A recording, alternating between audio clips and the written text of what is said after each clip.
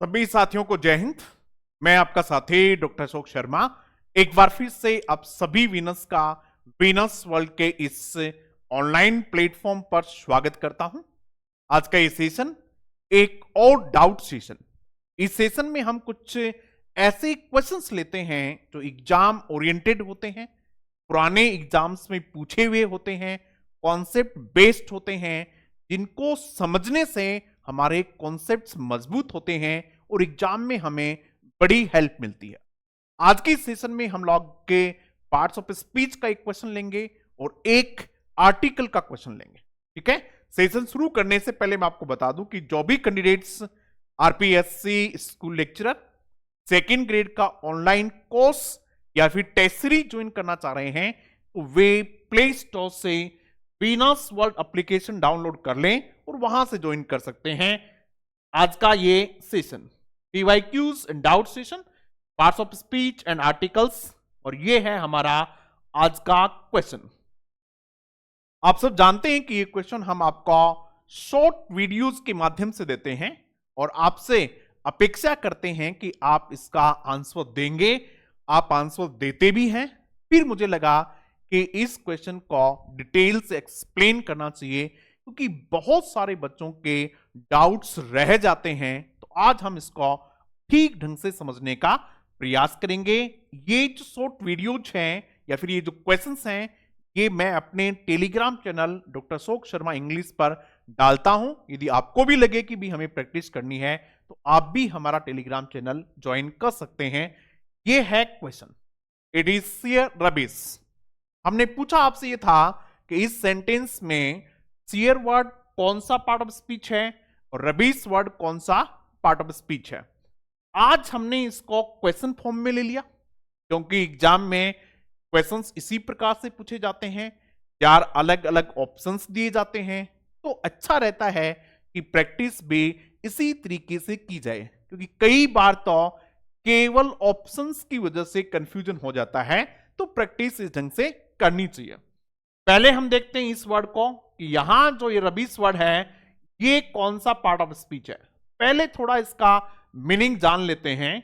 इसका मतलब होता क्या है। आर यू रबिश का मतलब होता है गार्बेज, GARBAG। इसको गार्बेज नहीं कहेंगे भाई, क्या कहेंगे इसको? गार्बेज कहेंगे। कई बार फोनेटिक ट्रांसक्रिप्शन इसका पूछ लिया जाता है तो ये गार्बेज नहीं होता है, क्या होता है? गार्बेज होता है। ठीक है, ऐसे गार्बेज, ये इसका फोनेटिक ट्रांसक्रिप्शन है। ठीक है, तो वो तो आप देख ही लेंगे, मैंने आपको बता दिया है। गार्बेज का मतलब होता है कचरा। ठीक है, एक मीनिंग और लिख लेते हैं, ट्रेस, TRAS। ट्रेस यानी भी क्या होता है? कचरा ही समझ लेते हैं। तो ये इसके सिनोनिम वर्ड्स भी हैं, सिमिलर वर्ड भी हैं, कई बार पूछ भी लिए जाते हैं और इनका मतलब है कचरा। ठीक है, ये नाउन है, गार्बेज भी नाउन है, ट्रेस भी नाउन है और रबिश जो है ये भी क्या है बेटा? ये भी नाउन है। किस प्रकार का नाउन है ये? अनकाउंटेबल प्रकार का नाउन है। किस प्रकार का नाउन है? अनकाउंटेबल प्रकार का नाउन है। इसीलिए इसके साथ यहां कोई आर्टिकल का प्रयोग नहीं किया गया और बड़े कंफ्यूजन की वजह भी यही है कि आर्टिकल नहीं है, इसलिए थोड़ा समझने में दिक्कत हुई। यदि आर्टिकल होता तो आप समझ जाते पक्का ही क्या है? नाउन है। एक दो सेंटेंस लिख के देखते हैं, देखो आपको समझ में आएगी। ये देखिएगा, RUBBIS, रबिश बिन। आपने ये शब्द कहीं सुना होगा, ये फ्रेज, जैसे आपने डस्टबिन सुना होगा वैसे ही बिल्कुल रबिश बिन भी लिखा जाता है। एक फ्रेज और लिखता हूं आप लोगों के लिए, house hold, HOUSE, house hold rubbish. थोड़ा ठीक से चीजों को समझेंगे, कॉन्सेप्ट बेस्ड चीजों को समझेंगे, तब आपके कॉन्सेप्ट क्लियर होंगे। यहां देखिएगा, ये जो बिन है ये क्या है? नाउन है, जिसको आप कचरा पात्र वगैरह कहते हैं, वो है ये। ठीक है, और ये रबिश जो है ये इस फ्रेज में इसके एडजेक्टिव के रूप में काम कर रहा है। किसका पात्र? कचरा पात्र जो है इसलिए यहां ये आप क्या कहेंगे, इसका एडजेक्टिव कहेंगे। आप ये भी कर सकते हैं कि सर ये पूरा का पूरा क्या है, कंपाउंड नाउन है, तब भी ठीक है, कोई दिक्कत नहीं है। एक बात और आपके दिमाग में आई होगी अभी कि सर आप अभी कह रहे थे कि रबीश जो है वो अनकाउंटेबल नाउन है, तो आपने यहां आर्टिकल ए का प्रयोग क्यों कर दिया भाई, बताओ भी क्यों किया है। यदि आपके दिमाग में ये बात आई है तो कमेंट बॉक्स में जरूर लिखें कि साहब ए का प्रयोग यहां क्यों किया, सही है या फिर गलत है। मैं आपको बताऊं कि ये जो ए का प्रयोग है ये इस नाउन के लिए, बिन जो है इस नाउन के लिए है और ये काउंटेबल नाउन है, इसलिए हमने किसका प्रयोग कर दिया, ए का प्रयोग कर दिया। ठीक है, अब देखो दूसरी फ्रेज देखिएगा, यहां house hold rabies, house hold का मतलब होता है डोमेस्टिक, घर से संबंधित। ठीक है, घर का कचरा जिसको आप लोग कहेंगे, यहां ये तो नाउन है और ये जो वर्ड है हाउस होल्ड, ये क्या है, एडजेक्टिव है। मैं ये चीज आपको क्यों समझा रहा हूं भाई, ये इसलिए समझा रहा हूं कि ऐसा नहीं है कि किसी एक शब्द को आप रट लें कि साहब ये शब्द है ये नाउन होता है, ये शब्द है ये एडजेक्टिव होता, नहीं। सेंटेंस में उसके फंक्शन के आधार पे आप तय करेंगे कि वो कौन सा पार्ट ऑफ स्पीच है, फ्रेज में उसके फंक्शन के आधार पे तय करेंगे कि वो कौन सा पार्ट ऑफ स्पीच है। क्लियर है भाई, चलो अब आप आगे बढ़ते हैं। ये हमारा पता चला कि हमें रबीश यानी क्या होता है, नाउन है। ठीक है, कचरा होता है, नाउन है, अनकाउंटेबल है। अब आपको ये समझने में कोई दिक्कत नहीं होनी चाहिए, किसी भी स्टूडेंट को ये समझने में बिल्कुल दिक्कत नहीं होनी चाहिए कि ये कौन सा पार्ट ऑफ स्पीच है। जब तक ये नहीं पता था तब तक दिक्कत हो सकती थी, अब तो नहीं होनी चाहिए। क्यों नहीं होनी चाहिए, कि ये नाउन और नाउन को मॉडिफाई करने वाला शब्द क्या होगा, एडजेक्टिव होगा। क्या होगा भैया, एडजेक्टिव का। तो सियर जो है वो क्या है, एडजेक्टिव है, और रबीश जो क्या है, नाउन है। ये बात समझ में आ गई आपके। चलो इसको भी हम और समझने की कोशिश करते हैं, इसका मतलब होता क्या है, इसका क्या मतलब होता है, ये हम समझने की कोशिश करते हैं। जब आप अपनी तैयारी कर रहे होते हैं तब इस ढंग से एक एक बात को समझ के करें, क्योंकि अभी आपके पास समय है, अभी आप चीजों को बहुत आराम से समझ सकते हो, अच्छे अच्छे क्वेश्चंस की प्रैक्टिस कर सकते हो, चीजों को गहराई से समझने का प्रयास कर सकते हो, क्योंकि अभी आपके पास समय है। जब एग्जाम नजदीक आ जाएंगे तो आप इतने ठीक ढंग से चीजों को समय नहीं दे पाएंगे, आपको जल्दबाजी रहेगी। तो ये जो समय है ये अपने आप को मजबूत करने का समय है। बहुत सारे बच्चे इस समय को खराब कर रहे हैं, वो ठीक नहीं है भाई। शेयर का मतलब होता है ओनली, केवल। शेयर का मतलब होता है ओनली कह दो या फिर केवल कह दो। ये कैसे एडजेक्टिव हम देखते हैं, एक सेंटेंस लिखते हैं, it is share stupidity,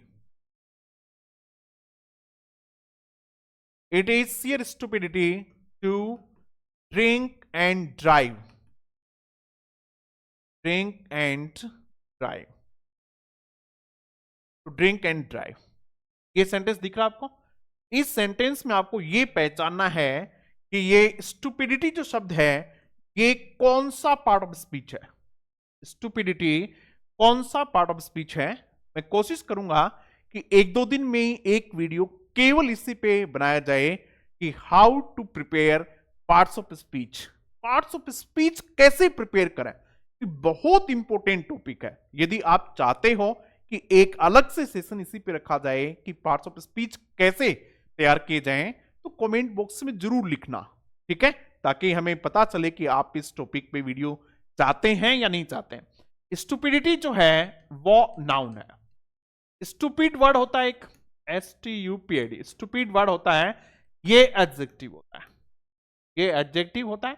stupidity noun है और इस नाउन से पहले ये क्या है, ये आपका एडजेक्टिव, क्योंकि नाउन को मॉडिफाई करने वाले शब्द क्या होते हैं, adjective.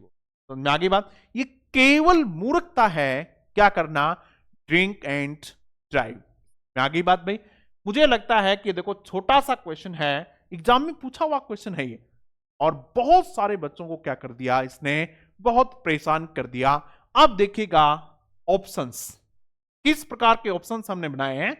Share is an adverb, sheer क्या है, एडवर्ब है। रबीश इज एन एडजेक्टिव, कि इस सेंटेंस में ये तो एडवर्ब है और ये एडजेक्टिव है, जबकि ऐसा नहीं है।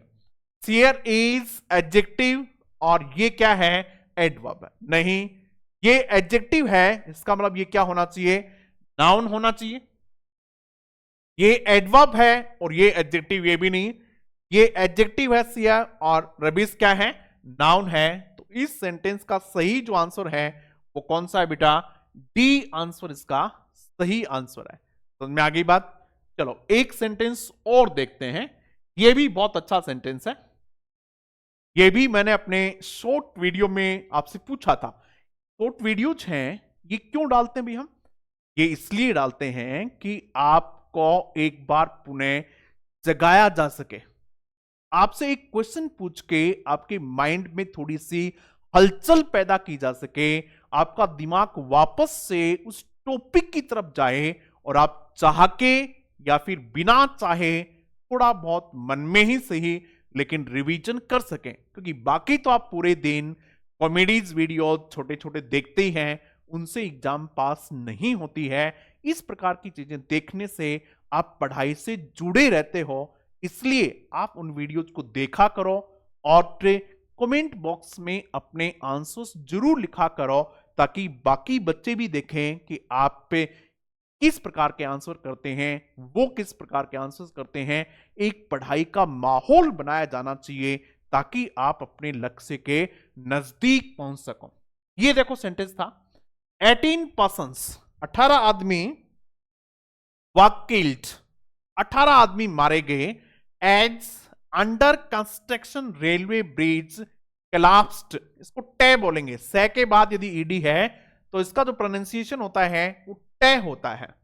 जब आप फेनेटिक्स पढ़ेंगे, फेनेटिक ट्रांसक्रिप्शन पढ़ेंगे, तब आप ये चीज वहां पढ़ेंगे। आज हम इसका जिक्र नहीं करेंगे।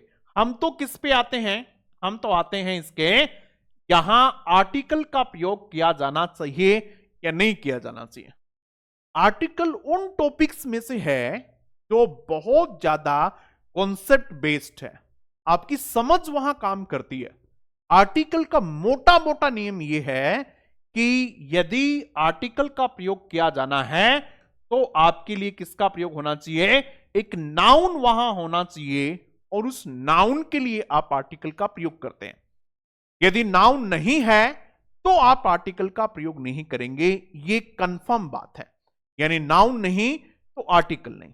ठीक है, अब आगे बढ़ते हैं अपन, क्या इसमें कहीं नाउन है, देखिएगा यहां से अंडर कंस्ट्रक्शन, जो कंस्ट्रक्शन जिसका हो रहा है रेलवे ब्रिज, क्या आपको नहीं लगता कि ब्रिज इसमें क्या है, नाउन है? लगता है कि नहीं लगता है? लगना चाहिए आपको कि ब्रिज इसमें क्या है, नाउन है। हालांकि इस नाउन से पहले ये सारे के सारे इसके लिए क्या है, एडजेक्टिव है। एडजेक्टिव होने से नाउन बदल नहीं गया, नाउन तो क्या रहा है, नाउन ही रहा है। हालांकि इसकी पोजीशन कहां आ गई, यहां आ गई, तो हमें लगता नहीं है कि नाउन है, नाउन है। फिर दूसरी बात हमें जो सोचनी होती है वो ये है कि ये पता करो कि आपका नाउन काउंटेबल है या फिर अनकाउंटेबल है। जब अनकाउंटेबल हो तब आपको एक पोजीशन बनती है, एक स्थिति बनती है कि ए और एन का प्रयोग नहीं करना पड़ता है, क्योंकि अनकाउंटेबल के साथ ए और एन का प्रयोग नहीं किया जाता है। ठीक है, तो हम ये तो देखेंगे भी नाउन कैसा है। ब्रिज जो नाउन है, BRI, ब्रिज जो नाउन है ये काउंटेबल नाउन है। कैसा नाउन है बेटा, काउंटेबल नाउन है। और काउंटेबल नाउन में भी कैसा नाउन है, ये सिंगुलर नाउन है। कैसा है भाई, ये सिंगुलर नाउन है। और जब काउंटेबल नाउन सिंगुलर हो तो उसको बिना आर्टिकल के प्रयोग नहीं किया जाना चाहिए। इसका मतलब बहुत सारे बच्चों ने यहां लिखा नो आर्टिकल, नो आर्टिकल। बहुत सारे बच्चों ने लिखा नो आर्टिकल साहब, आर्टिकल का प्रयोग नहीं करना चाहिए। मेरा क्वेश्चन उन लोगों से यह है कि भाई क्यों नहीं करना चाहिए? आप ये बताओ, जब आपने ये लिखा कि साहब आर्टिकल का प्रयोग नहीं करेंगे, तो आप ये जानना चाहिए था, आपको ये बताना चाहिए था, अपने आप से ये पूछना चाहिए था कि भाई आर्टिकल का प्रयोग क्यों नहीं करें। इसमें सिंगुलर नाउन रहा, काउंटेबल नाउन रहा, तो आर्टिकल का प्रयोग करना चाहिए। अब आती है बात, क्या ए का प्रयोग करना चाहिए? ए का प्रयोग करना चाहिए। अब देखिएगा, यहां आपको आर्टिकल का प्रयोग करना, वो यहां करना है, और यहां करोगे तो आप ब्रीज वाली साउंड के अनुसार नहीं करोगे। किसके अनुसार करोगे? इस साउंड के अनुसार करोगे, अंडर के अनुसार। और ये कैसी साउंड है? वावल साउंड है। इसलिए यदि आप यहां ए का करोगे तब तो निश्चित रूप से क्या है? इनकरेक्ट है। ए का प्रयोग तो बिल्कुल भी नहीं होना चाहिए। अब बढ़ते हैं अपन चीजों को आगे लेके। तो फिर किसका प्रयोग करना चाहिए? फिर करना चाहिए एन का प्रयोग। किसका प्रयोग करना चाहिए? एन का प्रयोग करना चाहिए। अब रही बात, हम एन का प्रयोग तो कर सकते हैं, लेकिन फिर एक बात और दिमाग में आएगी कि साहब एन का ही क्यों करें? हम तो दे का भी कर सकते हैं, क्योंकि दे के साथ तो इस प्रकार की कोई रिस्ट्रिक्शन नहीं है कि साउंड वावल होना चाहिए या फिर कॉन्सोनेंट होना चाहिए।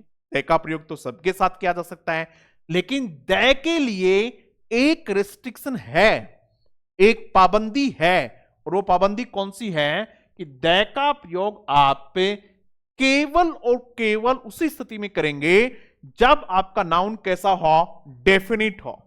जब आपका नाउन कैसा हो भाई? डेफिनिट हो। डेफिनिट का मतलब यह होता है कि स्पीकर और लिसनर दोनों उसको जानते हो, उसका पहले प्रयोग किया गया हो या फिर स्वतः जानते हो, तब वो डेफिनिट है। कई बच्चे इसमें कहेंगे कि साहब कौन सा ब्रिज गिर गया? जो अंडर कंस्ट्रक्शन था वो ब्रिज गिर गया। नहीं नहीं, इससे क्या नहीं होता है? ये डेफिनिट नहीं होता है। कोई, एनी, ए का मतलब क्या होता है? यहां एनी है, ठीक है। 18 आदमी मारे गए, क्या गिर गया अभी? कोई एक ब्रिज था वो गिर गया, उसके गिरने से 18 आदमी मारे गए। तो यहां ये जो आपका नाउन है, कौन सा? ब्रिज, ये डेफिनेट नहीं हो जाता है। क्या है ये? इनडेफिनिट है। आप किसी को सूचना दे रहे हैं, क्या दे रहे हैं भी? आप सूचना दे रहे हैं, सूचना पाने वाला आदमी उस ब्रिज का जानकार है या नहीं है, ऐसा यहां बिल्कुल भी स्पष्ट नहीं है। इसलिए कैसा है? अनकाउंटेबल नाउन है, और सॉरी कैसा नाम है? इनडेफिनिट है। इसलिए हम क्या करेंगे? इसमें एन का प्रयोग करेंगे। अब कई बच्चे कहेंगे सर कि तो साहब आप ये बताइए, इसी नाउन को डेफिनिट कैसे हो? 18 persons were killed as an under construction railway bridge collapsed.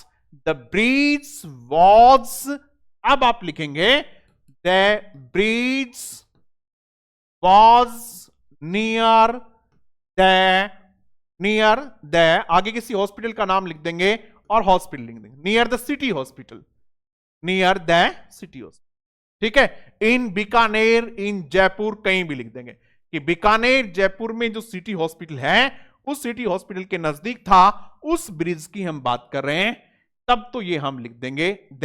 Otherwise क्या लिखेंगे बेटा? इसमें एन लिखेंगे। मुझे लगता है कि चीजें बिल्कुल क्लियर हो गई होंगी। आशा करता हूं कि आपको चीजें ठीक से समझ आई होंगी, और यदि ठीक से समझ आई हो और आप चैनल पे पहली बार हैं तो निश्चित रूप से चैनल को सब्सक्राइब कर लीजिएगा, अपने दोस्तों के साथ जरूर साझा कीजिएगा। Thank you very much.